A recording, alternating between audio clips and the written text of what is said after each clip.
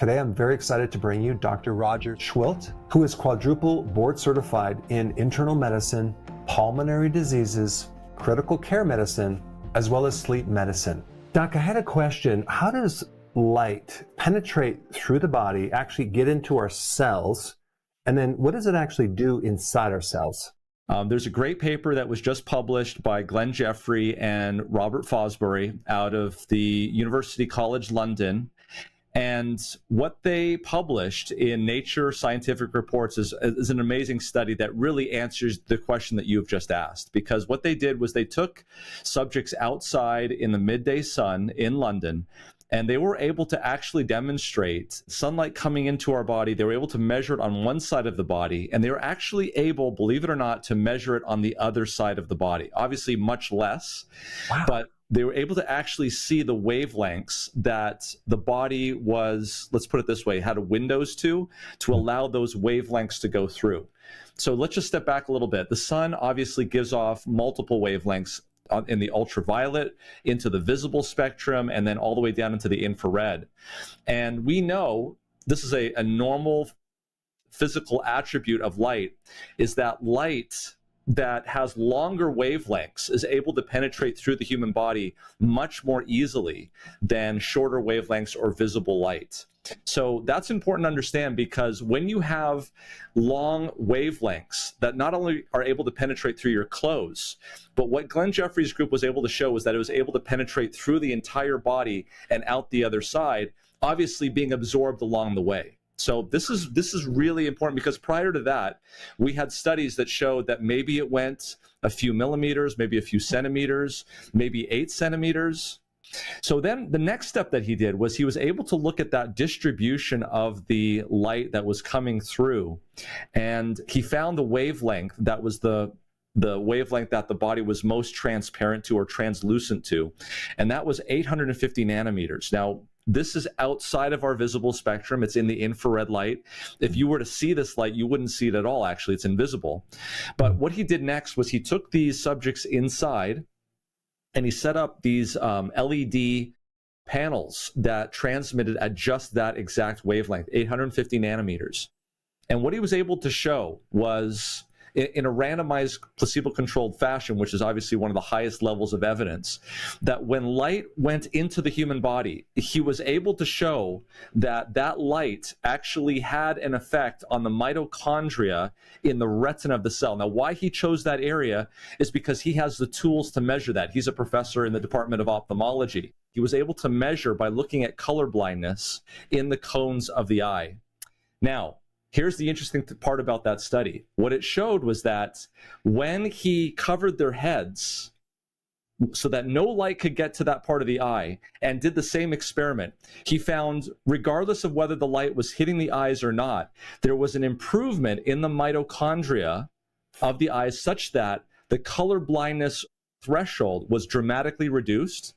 And he was able to show this, in other words, that whether light was hitting that part of the body or not, so long as there was light actually getting to the body, he was able to measure an improvement in the mitochondrial function in the retina such that these subjects had improvements in their visual perception of color. Now, there was a control group where he just actually had them stand in the same place but didn't turn on the LED lights. They had no improvements whatsoever. And so there were areas that were affected beyond the path of the light going through that part of the body. This is known as the abscopal effect. It's well known. We've seen that mitochondria in different parts of the body can actually communicate with each other and actually upregulate, even though they're not the ones that are exposed to the light. So in other words, you're shining the light in a certain part of the body, but it's actually somehow communicating to another part of the body. They've seen actually free floating mitochondria in the blood, so that this actually gets to different parts of the body. We're not exactly sure how that works. We're just finding out that there are ways that mitochondria can communicate within the same organ and actually in distal organs as well. Because in the red blood cell, you don't have mitochondria, right? So absolutely. So it's going through the plasma or something. Correct, correct. Now, your question, I think there's a part of your question that asks, well, okay, what is this light actually doing? Yeah. There's a number of theories behind that. For those who really want to get, nerd out on this, one of the things that the mitochondria do is they convert these reducing electrons into ATP, which is the currency of energy. And the way they do that is something called the electron transport chain. Think about the Colorado River, and you've got multiple dams along that Colorado River. And what's happening is as you have this water that's really high in elevation, as it goes through the dam and it comes out through the bottom, you have these hydro turbines that it's turning, and that's generating electricity. And then it goes down to another level, and then there's another dam where that happens, until finally you go into the Gulf of California, where the water has no more elevation above sea level, and it's essentially water with no more ability to turn turbines. That's essentially the same thing with the electrons. Electrons are transported at the very high levels, and as these electrons start to fall down the waterfall, if you will, down to the very final electron acceptor, which is oxygen, the energy that's extracted from these electrons generate ATP. It's a highly technical thing, but here's where we get to the point. The thought process is that infrared light is either making that process more efficient, it's either causing the water to be more structured in a way that the turbines can move with less viscosity, or a number of things that are actually happening at that wavelength that's causing the efficiency of the mitochondria to improve. The body has ways of neutralizing these molecules, which cause oxidative stress. And what we're finding out, very interestingly, and you've talked about this before on your show, is that melatonin is actually produced there in the mitochondria than is produced that we are aware of in the pineal gland that we have for sleep. So melatonin is actually even more powerful than glutathione when it comes to oxidative stress. And so here we have a built-in system in our mitochondria that is called melatonin. Think of it as the cooling system of the engine, and it mops up these oxidative stress molecules. Well, melatonin may be actually having an effect itself, making the mitochondria more efficient as well. And there's a paper that came out about 5 or 6 years ago, Scott Zimmerman, Russell Ryder, published in Melatonin Research, that proposes, based on the evidence that we've seen, that this very same infrared light that we're just talking about now can actually stimulate the mitochondria to produce more melatonin in that type of a situation. That's mind-blowing given the research that we just talked about, saying that this very same infrared light can really penetrate through the body and hit all of those areas of mitochondria. I can't tell you how many anecdotal stories I've heard of people who are now starting to go out and do this sort of thing.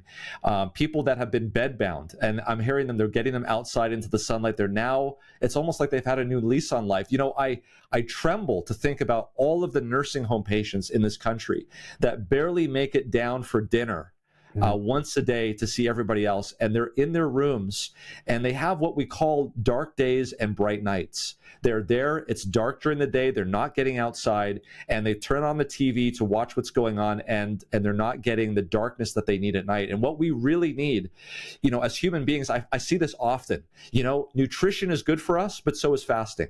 You know, light is good for us, but so is darkness. And it's the timing. Timing is everything. As far as infrared, people always think, oh, I need to go buy an infrared light, but the sun gives off what percentage of infrared? As the sun is coming up, you are going to get a certain amount of infrared light. But as the sun goes higher and higher, you're going to get more and more of that infrared light because it's able to penetrate through the atmosphere better. Infrared light really isn't affected too much by the atmosphere, though, so you can still get plenty of infrared light even when the sun is pretty low in the sky. Now, that's very different than ultraviolet light. Now, ultraviolet light, as you know, specifically ultraviolet B light, is responsible for making vitamin D in your skin. That one, unfortunately, or fortunately, depending on how you look at it, that one does require the sun to be pretty much overhead, because whereas infrared light is not very affected by the thickness of the atmosphere, ultraviolet light is. And so you will see when the sun is rising, there's almost no ultraviolet light coming through at that period of time. You've got to wait for the sun to be much higher overhead to get enough ultraviolet light and get that vitamin D. I have to think that those ratios, if we were to study those, are probably that way for a very good reason. And so if we're doing red light therapy, you know, as a critical care physician, I understand that people can't get outside, or it's too dangerous for them to get outside, or they're immobile. And so these devices can actually fill a role. I just don't want people to think that you've got to spend a lot of money to get a lot of red light devices, when I would love really to see people just actually getting outside in the sun. So if you're looking for the most amount of infrared light and you don't care about getting ultraviolet light, then when the sun is highest in the sky, you're going to be getting plenty of infrared light. Dr. Berg, there's one other thing that I'm going to mention. Green trees, green leaves, and grass is exquisitely reflective of infrared light, almost reflects almost 90% of it back to you. And you may notice this. Infrared light is the type of light that heats up objects. If you go out on a very bright sunny day and you see a leaf that is sitting there in the sun and you feel the leaf, it's cool to the touch. It's not hot. And again, it's reflecting a lot of that light. So one of the things that you can do that can really maximize the amount of infrared light that you're getting is to go outside and be in settings that are green spaces. Wow. In fact, we've known for a long time that people who live in green spaces have much less of the types of diseases that we see when the mitochondria are not working: diabetes, hypertension. In fact, it reduces all-cause mortality. There's some interesting studies behind that as well. But these are the aspects of infrared light that I think people don't really understand, and it's really quite beneficial. It's fascinating because everyone can go to a park. You know, I bought one of those devices that you can measure the spectrum of different spectrum, different colors, different wavelengths of light. It's a little device. And I took it and I'm looking in my greenhouse at the growing lights. And then I walk into the woods where it's literally dark, but the sun's up there. And it's basically infrared. It's all infrared. I was like, wow, it's just going right through the canopy. And I'm like, because I'm trying to figure out, why do the fern plants down here actually grow in the dark? Don't they need sunlight? Apparently, they can survive on a different frequency. That was very interesting. Yeah. Okay. I got to tell you a really fascinating study. You'll love this study. So this was a study that's called the Green Heart Study. It was conducted in South Louisville, Kentucky. This is an urban sprawl, 4 square miles, South Louisville, Kentucky, nothing but concrete buildings and roads. And they went around, they measured about 745 people's HSCRP. HSCRP is a blood test, and it correlates with how much stroke or heart attacks you might get. So they did that, and then they did something amazing. Over the next 2 to 3 years, they picked up a shovel and dug literally 8,000 holes in the ground and planted 8,000 mature trees with leaves growing on it. Now, this is an important study to do because for many years, critics said that the reason why people in green spaces did better was because the people that tend to live in green spaces have more money, they're more upwardly mobile. So Green Heart Study measured everybody that were living there already in this downtown area, planted 8,000 trees in 4 square miles. Okay, that's pretty packed. Yeah. And then after 2 to 3 years, went around and measured everybody's HSCRP again. There was a 13 to 20% average drop in everybody's HSCRP. Wow. And they did not do an exercise program. They did not provide them basic income. They did not do any like cooking classes. That was it. By the way, a 13 to 20% reduction in HSCRP correlates into about a 10 to 15% reduction in strokes and heart attacks. Wow, that is fascinating. How is getting exposure to light during the day going to help us go to sleep at night? And the reason why it's going to do that is because of 2 hormones that are the antithesis of each other. One is cortisol and one is melatonin. What melatonin is for sleep, cortisol is for wakefulness. And what really is beneficial about cortisol is having a very high signal at the very beginning of the day that tells the circadian rhythm, that tells the body, hey, let's get up, let's get ready for the daytime, it's time to get going. And then what that does is it really makes the timing of the circadian rhythm so essential that you get a much better melatonin at the end of the day. If you don't get that bright spike of light at the beginning of the day and that nice spike of cortisol, it's going to be this little wimpy thing because nothing happened. And then the body's going to be making up for that cortisol for the rest of the day, such that when you get to the end of the day and you want to have this nice melatonin spike to get you to bed, you're going to be competing against the still secretion of cortisol toward the end of the day. And this chronic elevated cortisol levels are not good for the body. And then at night, when we want to go to sleep, so let's say a few hours before we go to sleep, what should we do with that? The suprachiasmatic nucleus, or the clockmaker, the master clock in your brain, is saying, okay, it's that time of day where it should be nighttime. We should not be seeing any light now because it is now nighttime. And it's looking around to see and making sure that there is no light. If it sees light, it's going to say, wait a minute, I jumped the gun. It's not nighttime. It must still be daytime. Shut down melatonin, guys. We don't need it. And we're still in daytime. In fact, let me delay the circadian rhythm so that instead of coming on at 9 or 10 or 11, it comes on at 12, 1, or 2. And that's a problem, because if you constantly are exposing your eyes to bright light at night, you're going to get a delay of the circadian rhythm. You're not going to get the melatonin, which we've already discussed on here is a powerful antioxidant. And you're going to have issues with sleeping at night. So you're going to want to go to sleep one of those nights at 10 or 11, and you're not going to be able to because your clock has been set for so long at that period of time. If you think you can get away with this by doing red light, it's not as good as no light. Even in your bedroom. So if you want to sleep with patches over your eyes, if you've got appliances like clock radios that light up very brightly, or you've got all sorts of devices like VCRs or TVs that have LEDs, my advice is get those things out of your bedroom. And if you can't do that, put black tape over those areas that are giving off light. Interesting. What about the blue blockers? Yeah, so the blue blockers are ways of blocking that particular wavelength that your retina is most sensitive to at night. So that's better than doing nothing, but not as good as turning off the light. Now, blue blockers during the day, especially in the morning, is probably one of the worst things that you can do. Let me just tell you a little study too. One of them was looking at this hypothesis of melatonin. Like, we don't want to shut down melatonin.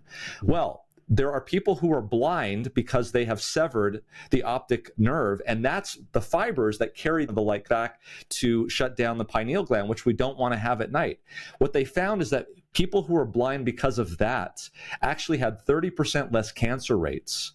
And they believe it may be related to the fact that because the pineal gland was able to secrete every single night the full amount of melatonin that it should be without being shut down, they had the benefit of having all of that. So the question could be, if this is truly the case, what would be the benefit of really practicing shutting down light at night? If this is true, we could reduce cancer rates by 30% just by doing that. Now, it even gets even more apparent, and this is a study, this was published in the Proceeds of the National Academy of Sciences, 88,000 strong study, and check this out. This is what they did. They gave everybody a watch with a light sensor, and they followed them for years, and then they measured who died and who didn't. So the way that they actually measured this out was looking at the time of day. 4 o'clock, at 4 o'clock in the afternoon, they asked this question. Of the people that had not greater than 90% of the light coming into their watch, how likely were they to die compared to those that had less than 50% of the light coming into their watch? Mm-hmm. And so you could do this at every single hour of the day. And what they found was that literally from 4 o'clock up until about 10 or 11 p.m., those that had the most amount of light coming into their watch actually died less. Once you hit about midnight to about 6 or 7 o'clock in the morning, people that had greater than 90% of the light coming into their watch versus those that had less than 50% had a higher chance of dying. Tell us about the risk factor just for cancer in relationship to shift workers. Is there some data on that? Generally speaking, if you talk to most shift workers, they do not carry that change in their circadian rhythm into the days that they're not working. Right. What they really should be doing, if you are really a shift worker and you're going to stay that way, you should continue to be a shift worker even on the days that you're off. Yep. Because you really want to be like you're living on the other side of the planet. And that means sleeping during the day with curtains completely sealed off, a black room that you're in, and getting up in the middle of the night and doing the same sort of stuff even though you're not working. Now, most people are not that way. And so as a result of that, your circadian rhythm is still the same as anybody else. It's just that you're working at night. What's really fascinating about this is that not only are there cancer issues with doing night shift work because of the shutdown of melatonin, and we just talked about what happened in those people who are blind, but there's also metabolic effects. And people who lose out on slow wave sleep tend to eat higher calorie and more carbohydrates. And people who eat more carbohydrates and high calories, that tends to affect their sleep. I'm a night shift worker, so I work in the ICU at night, and I realize this. And the people that I work with are there, bless their hearts. Yes, they're getting paid more to be there. And so this has really been a quest for me, is to figure out how we can do night shift work more safely. And I came across a really interesting study. They took these two groups of people, both have been doing night shift work, and they did a very simple intervention. They said to one group, okay, you basically do whatever you want, eat whenever you want, and they ate all throughout the day. Sometimes they ate at night, sometimes they ate during the day, they snacked at night. And to the intervention group, they said, no, you're going to sleep during the day like you normally would and work at night, but you're only allowed to eat during the day. But they would never eat on their night shift when they were actually working. The results showed that they were able to reduce by 80 to 90%, the perturbations in metabolic problems when they simply followed the rule of, if you're doing night shift work, don't eat during your night shift work. And the reason for this, they believe, the scientists who published this paper, is that your central circadian rhythm is on a particular clock, but you have peripheral clocks, and particularly in your GI tract, right? You eat food, and that's a huge stimulus to your GI tract, probably even more than light is. And that sets off something in your organs, your digestive organs, that's something that you would normally only see during the day. So now what's happened is that your clocks are out of sync. Wow. And they believe that out of sync is one of the major engines for metabolic problems, diabetes, hypertension in workers who do night shift work. I wanted to talk about the type of lights in someone's house, because I know with me, I have all this, I have track lighting. I'm going to get rid of it, or I'm going to convert it to incandescent. What's your thoughts on that? Yeah, this is a huge issue. Now, let me give you a little bit about the history of why we're in this situation. So it was in 2007 that Congress passed a law that wanted to create standards for something called general service lamps. General service lamps are the types of lamps that you go down to Home Depot or Lowe's or buy on Amazon and you screw into your ceiling. This law passed in 2007. It got sort of pushed into the Department of Energy. And recently, they finally came down with this rule in about, I think it was 2022, after much debate. And they made this 45 lumens per watt rule. The reason is for this. When you put energy into an incandescent bulb or a halogen bulb, a lot of that energy is going into making light that you cannot see. And a lot of the engineers that looking at this saw this as simply just wasteful energy. And so they devised a light that would make you have only the energy going into making visible light, which is only a small amount of the light that an incandescent bulb makes. A lot of it is invisible light, which is in the infrared spectrum. Wow. So this is a way of making basically lighting more energy efficient. So this is what's happening to our environment. You can't get houses built without low E glass. You can't get houses built without LED bulbs. Here's the way around that. Get outside. There was a number of studies that showed that people that had ailments that were related to sunlight, that we were able to turn around the mitochondria in about 15 minutes. There was a study out of Brazil. They showed that infrared light, 940 nanometer, once a day for 15 minutes, showed a dramatic statistical significant difference between those two patient groups. So what about you're in your house and there's glass? There is glass you can buy that doesn't filter out infrared?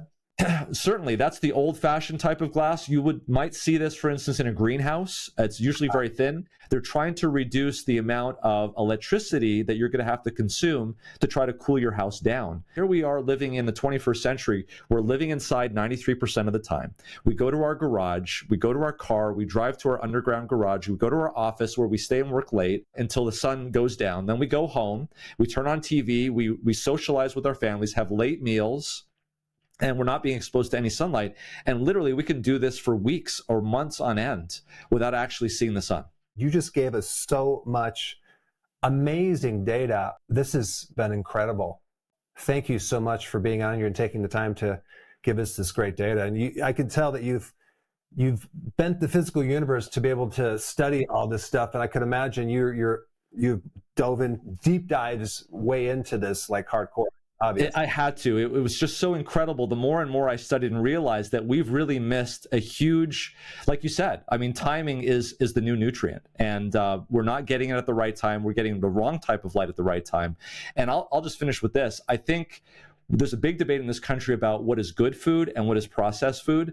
And I think people are starting to wake up and understanding that there's good light and there's also processed light. And that makes a difference. I like that. Thank you so much. I hope you really enjoyed this video on the importance of light. But there's one more topic related to the sun that involves vitamin D. And to really wrap your wits around this topic, I created the most amazing video on this, and I put it up right here. Check it out right now.